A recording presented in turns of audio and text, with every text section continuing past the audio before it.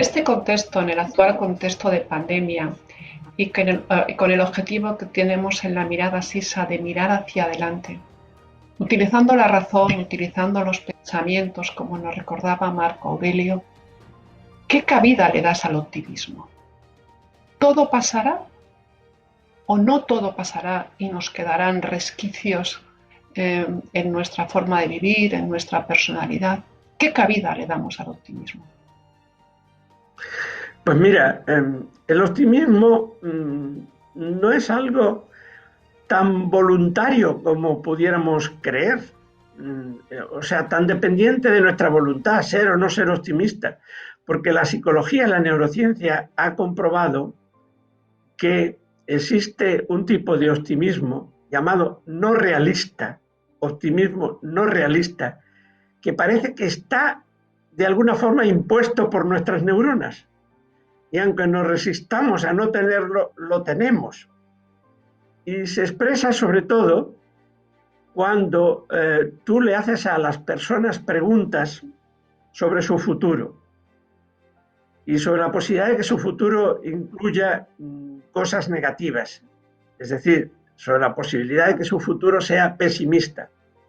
Y la verdad es que casi todo el mundo, aunque no lo parezca, tiende a huir de manera no realista del pesimismo. Porque cuando tú le preguntas a una persona, ¿qué probabilidad hay de que puedas tener un cáncer? ¿Qué probabilidad hay de que tengas un accidente de coche? ¿Qué probabilidad hay de que tu matrimonio fracase y te divorcies? ¿Qué probabilidad hay de que se te muera una persona querida? Cuando tú le haces a una persona, a cualquier persona, a la mayoría de las personas, una encuesta con ese tipo de preguntas, te vas a encontrar con la extraordinaria sorpresa de que los porcentajes de probabilidad que te va a dar cuando se refieren a sí mismo o a seres queridos es, son porcentajes mucho más bajos de los reales. Porque cuando tú coges la estadística, por ejemplo, de la probabilidad que tenemos de tener un accidente de tráfico, ¿entiendes? Pues la probabilidad de tenerlo es mucho más alta de la que nosotros creemos tener, de tenerlo.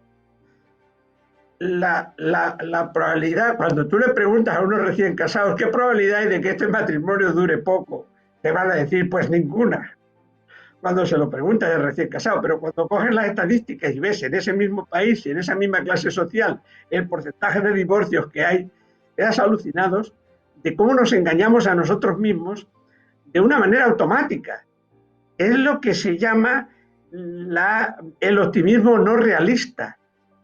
Y el hecho de que sea tan poderoso, tan fuerte, pues nos hace pensar que hay en nuestro cerebro algo que nos lo impone, como un mecanismo de la selección natural para no desmotivarnos tanto como para perder ilusión y ganas de vivir.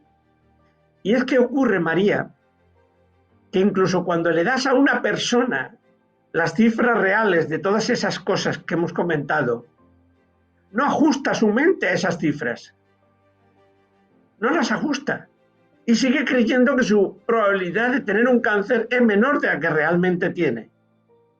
Y sigue creyendo que cualquiera de nosotros seguimos creyendo que nuestra probabilidad de tener un accidente de coche es menor que la que realmente es, salvo en una situación, María, salvo cuando las estadísticas que nos dan no es en contra, sino a favor.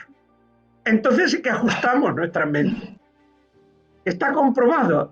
Ahora mismo no recuerdo el nombre de la científica inglesa que lo ha estudiado, porque yo también con mi edad ya empiezo a perder los nombres y necesito repasarlos. Pero hay una mujer en Inglaterra, una psicóloga muy buena, que ha estudiado el optimismo no realista y ha comprobado perfectamente cómo todo eso pasa. Cuando lo que nos dicen es a favor, entonces sí ajustamos nuestra mente y mejoramos nuestra estadística, nuestro sentimiento de probabilidad de que algo pase a favor, ¿no? Pero fíjate que entonces el optimismo no es sencillamente como muchas personas creen, es que tú eres muy pesimista, es que tú eres muy optimista, como si esa manera de ser, porque el optimismo en definitiva es una emoción, es el vivir en una emoción positiva, optimismo, positivo, o incluso vivir en una emoción negativa, pesimismo, ¿no? Lo contrario. Pero fíjate que lo que estoy diciendo es que no es algo, al ser emoción, una vez el optimismo o el pesimismo, pues como todas las emociones, no es algo tan dependiente de nuestra voluntad como podemos creer.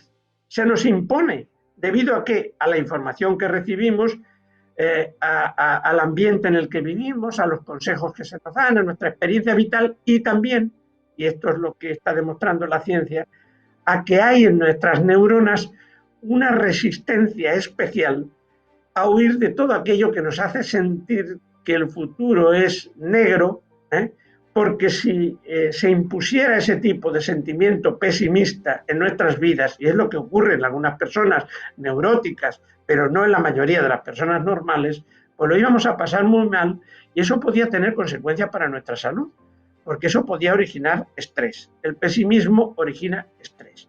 El pesimismo, cuando el pesimismo se instala en tu mente, en tus neuronas y en tu mente, es como cuando conduces y llevas todo el rato acelerado, pisado el acelerador del coche. El acelerador tiene que pisarse para adelantar, pero después ya dejar de pisarlo y volver a la velocidad normal.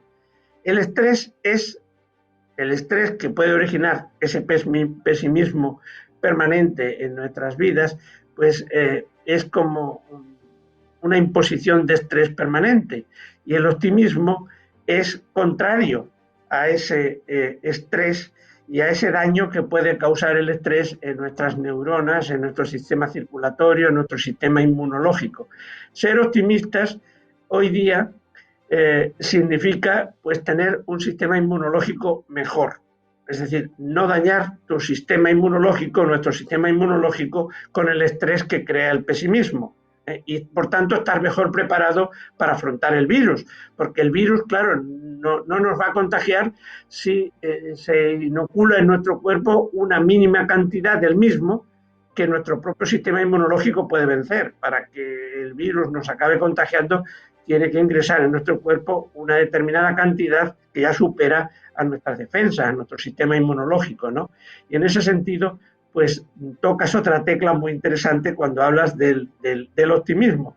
Y yo lo que quiero decir es que el optimismo lo vamos a tener, salvo que una persona sea muy neurótica, y en ese caso habría que incluso que buscarle alguna forma de ayudarla a salir de ese neuroticismo, lo vamos a tener porque no solo es una cuestión de voluntad, de decir quiero ser optimista, me propongo ser optimista, es también es algo que está mucho más instaurado en nuestras neuronas de lo que creemos y en nuestra mente, hasta el punto de que incluso cuando nos dan razones para ser pesimistas, diciéndonos, por ejemplo, que la probabilidad de tener un accidente de tráfico es mayor del 50%, pues no nos lo creemos. No nos lo creemos, nuestras neuronas nos impiden creérnoslo. Y eso es bueno que ocurra, María, porque no podemos vivir en un estado de pesimismo y de estrés permanente, porque ese estrés, ese pesimismo, daña nuestra salud somática del cuerpo y nuestra salud mental de la mente. Por tanto, el optimismo está ahí, es muy valioso y nuestras neuronas nos ayudan a tenerlo.